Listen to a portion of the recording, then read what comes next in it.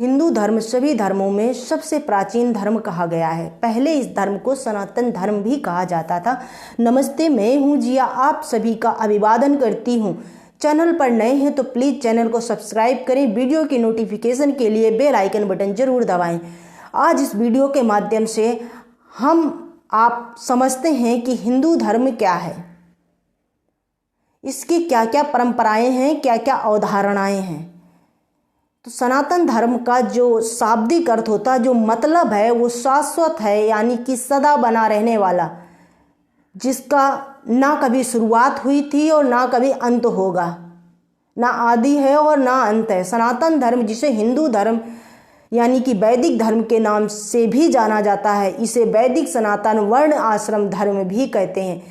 इस धर्म की उत्पत्ति मानव की उत्पत्ति से पहले की मानी जाती है। इंडोनेशिया में इस धर्म को एक औपचारिक नाम दिया गया है, हिंदू आगम। पहले मैं आपको बता दूं कि आज मुझे फीवर है, इसलिए थोड़ा सा गड़बड़ हो सकता है, प्लीज़ आप सहयोग कीजिए। चलिए आगे बढ़ते हैं। हिंदू केवल एक धर्म या संप्रदाय ही नहीं है, बल्कि जीवन जीने की एक पद्धति है, एक कला है। इसके इतिहास के बारे में अनेक रिसर्चर जो हैं, अनेक विद्वान हैं, उनके अनेक मत हैं। आधुनिक इतिहासकार हड़प्पा सभ्यता, मेहरगढ़ आदि जैसे सभ्यताओं से पुरातात्विक अन्वेषण करने के आधार पर इस धर्म का इतिहास कुछ हजार वर्ष पुराना मानते हैं। हिंदू धर्म को मानने वाले ज़्यादातर लोग भारत, नेपाल और मॉरिशस में बहुत बड़ी संख्या में हैं। इसके बाद सूरीनाम, फिजी में भी हिंदू धर्म को मानने वाले लोग पाए जाते हैं। धर्म में कई अलग अलग उपासना और पद्धतियां हैं, मत हैं, संप्रदाय हैं और दर्शन हैं।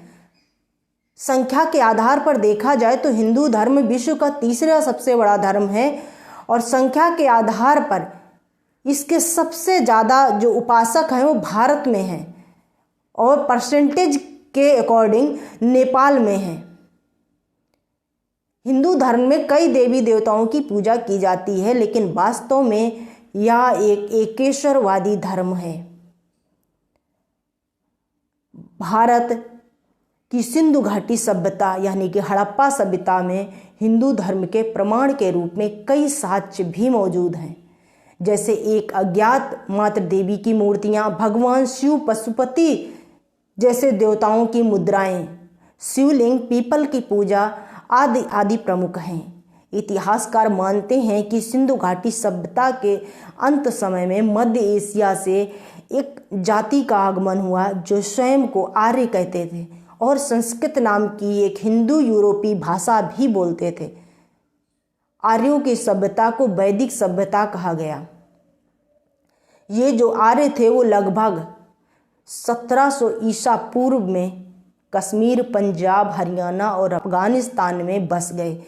तभी से ये लोग अपने देवताओं को प्रसन्न करने के लिए वैदिक संस्कृति में मंत्र रचने लगे, लिखने लगे, मंत्र उच्चारण करने लगे।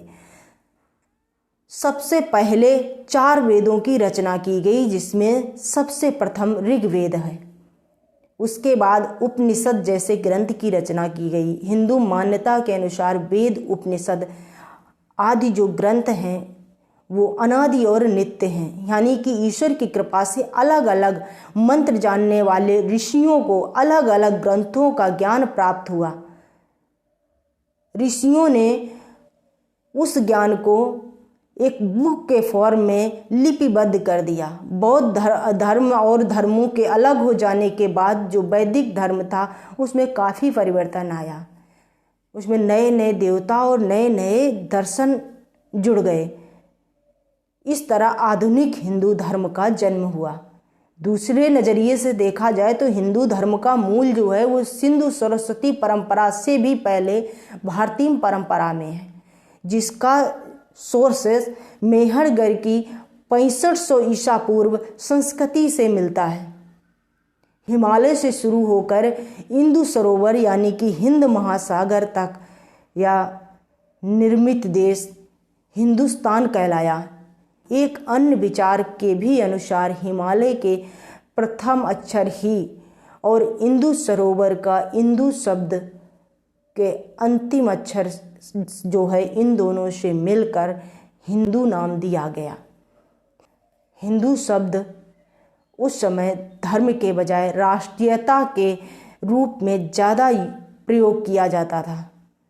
उस समय भारत में केवल वैदिक धर्म को ही मानने वाले लोग थे।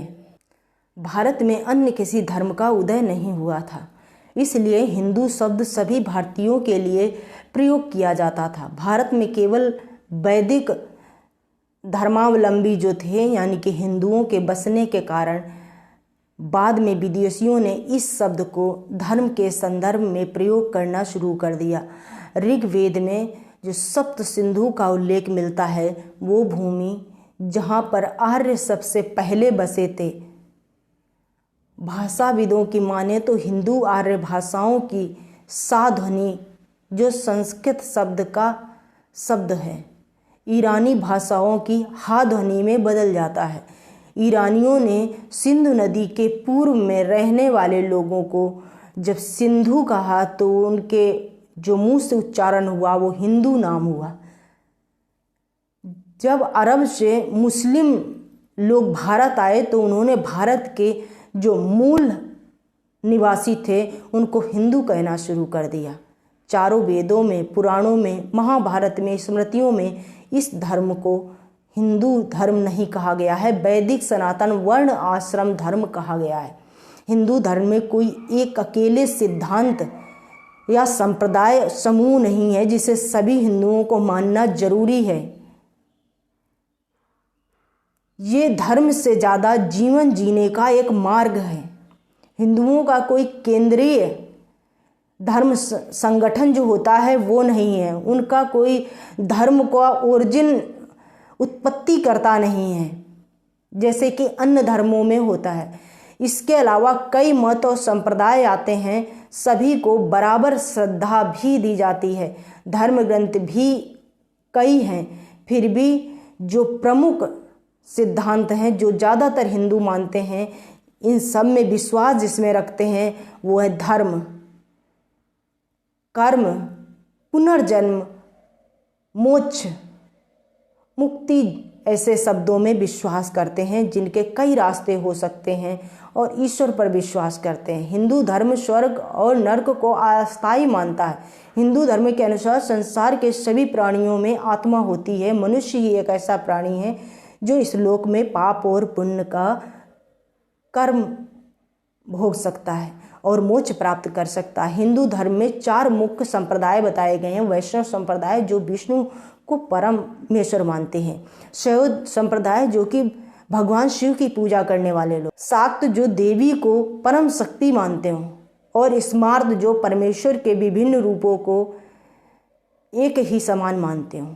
लेकिन ज़्यादातर जो हिंदू हैं वो स्वयं को किसी भी संप्रदाय में वर्गीकृत नहीं करते हैं। प्राचीन काल और मध्यकाल में शैव संप्रदाय, शाक्त संप्रदाय और वैष्णव संप्रदाय आपस में लड़ते थे, जिन्हें मध्यकाल के संतों ने समन्वित करके सफल कोशिश की और सभी संप्रदायों को एक दूसरे पर आश्रित बताया। जो भारत के पुराने ग्रंथ हैं, वेद हैं और पुराण हैं, उनमें भारतवर्ष की सीमा का मूल और पैदाइशी जो प्राचीन निवासी हैं इसका वर्णन है। वर्तमान हिंदू लॉ के मूलभूत आधारों के आधार पर धर्म द्वारा प्रतिपादित वर्ण आश्रम परंपरा वैदिक धर्म में विश्वास रखने वाला व्यक्ति हिंदू है। हिंदू धर्म के पवित्र ग्रंथों को 2 भागों में बांटा गया है। पहला है श्रुति, दूसरा है स्मृति। श्रुति हिंदू धर्म के सर्वोच्च ग्रंथ हैं जिनमें परिवर्तन संभव नहीं है। कहने का मतलब किसी भी युग काल में इसमें कोई परिवर्तन नहीं किया जा सकता।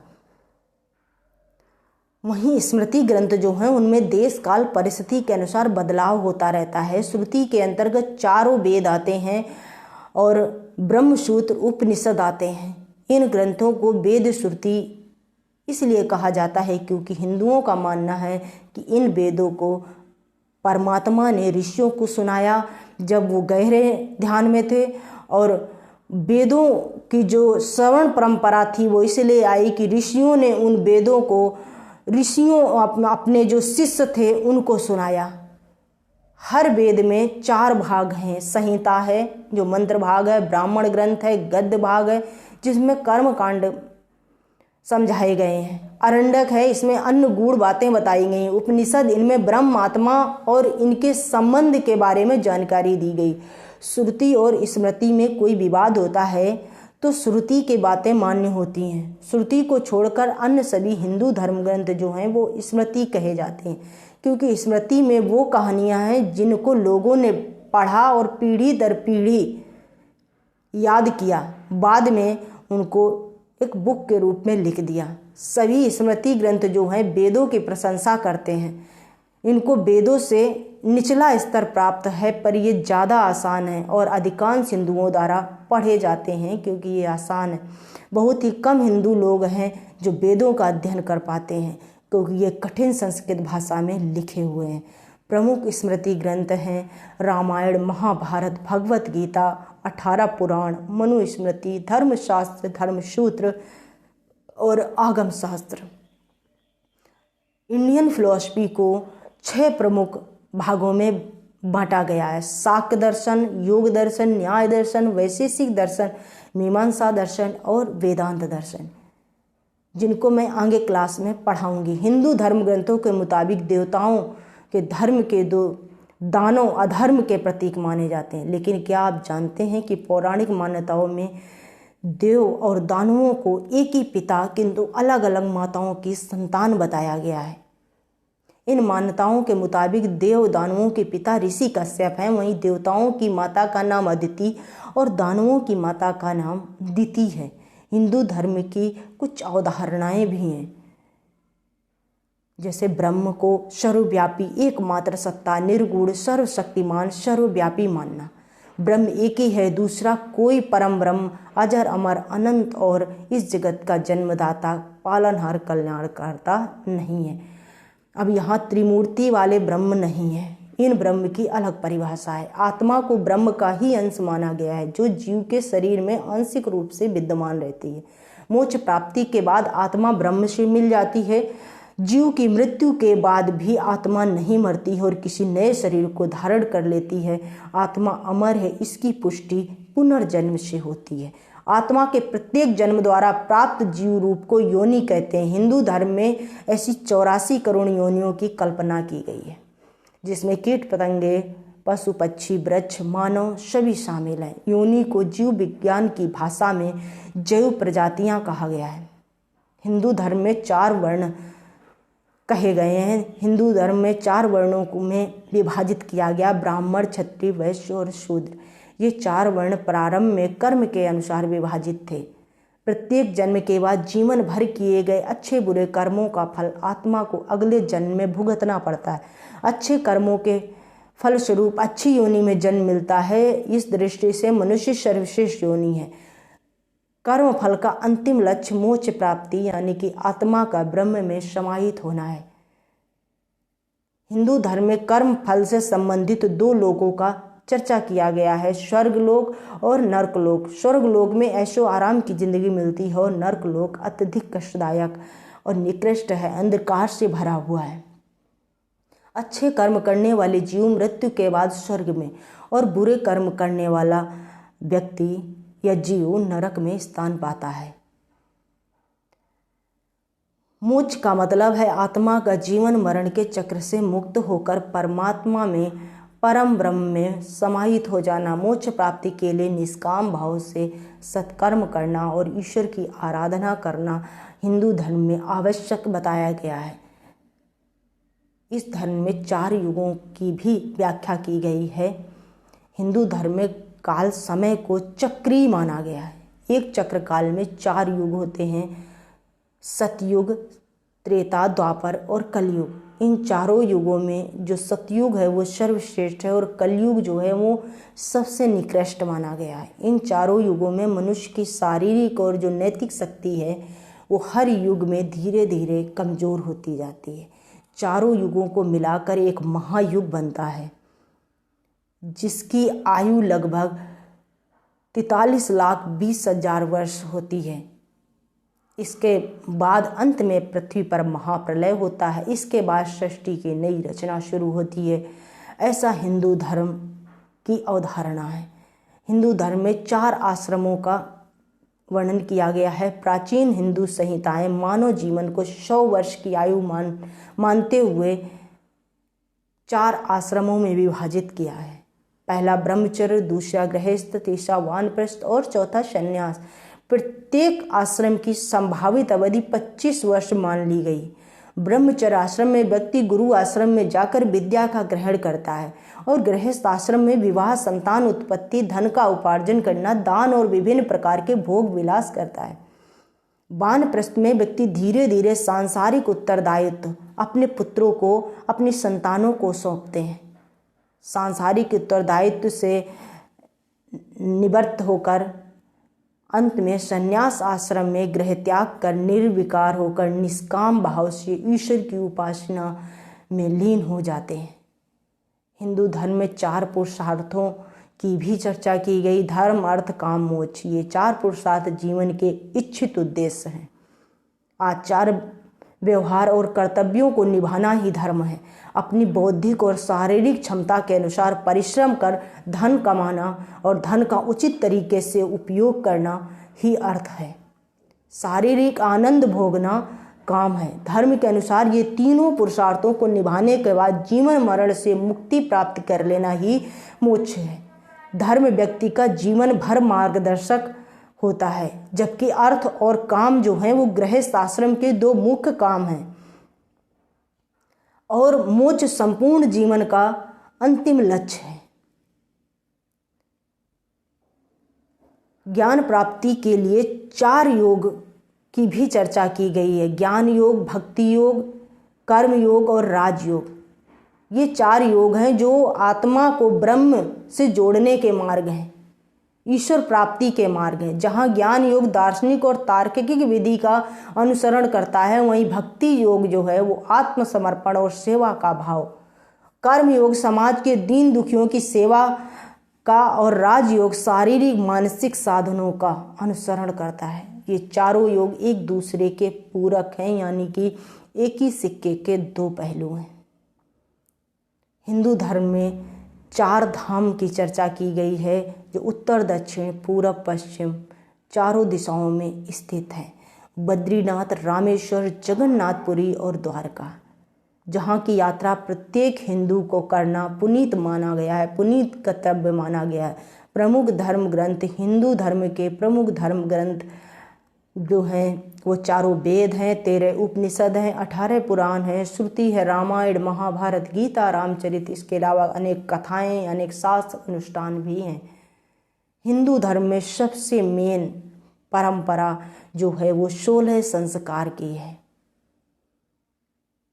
व्यक्ति के गर्भ से लेकर और मृत्यु तक 16 संस्कार बताए गए हैं। पहला है गर्भाधान, दूसरा है पुष्यवन, गर्भ के 3रे महीने तेजस्वी पुत्र प्राप्ति के लिए किया गया संस्कार। तीसरा है सीमोंत उन्नयन, गर्भ के 5 महीने की गर्भवती स्त्री के सुख और सांत्वना के लिए संस्कार करना, पूजा करना। जात कर्म माने कि जन्म के समय नामकरण, निष्क्रमण यानी कि बच्चे का सर्वप्रथम घर से बाहर जाना। अन्नप्राशन, 5 महीने की आयु में सर्वप्रथम अन्न ग्रहण करवाना। चूड़ाकरण यानी कि बच्चे का मुंडन करवाना। कर्ण छेदन, कान का छेदन करवाना। उपनयन, यज्ञोपवीत धारण और गुरु आश्रम के लिए जाना। केशांत, दाढ़ी को सर्वप्रथम काटना। समावर्तन, शिक्षा समाप्त कर घर वापस लौटना। विवाह, वानप्रस्थ, संन्यास और अंत्येष्टि। हिंदू धर्म में इतनी विविधता, जटिलता और बहुआयामी दिखाई पड़ती है। इसमें अनेक दार्शनिकों ने अलग अलग प्रकार से ब्रह्म, आत्मा, ईश्वर और जगत को सत्ता को समझने का प्रयास किया, जिसका परिणाम ये हुआ कि हिंदू धर्म में अनेक दार्शनिक मतों ने जन्म ले लिया। वीडियो पसंद आई हो तो वीडियो को लाइक और शेयर करें, चैनल को सब्सक्राइब करें। मिलती हूँ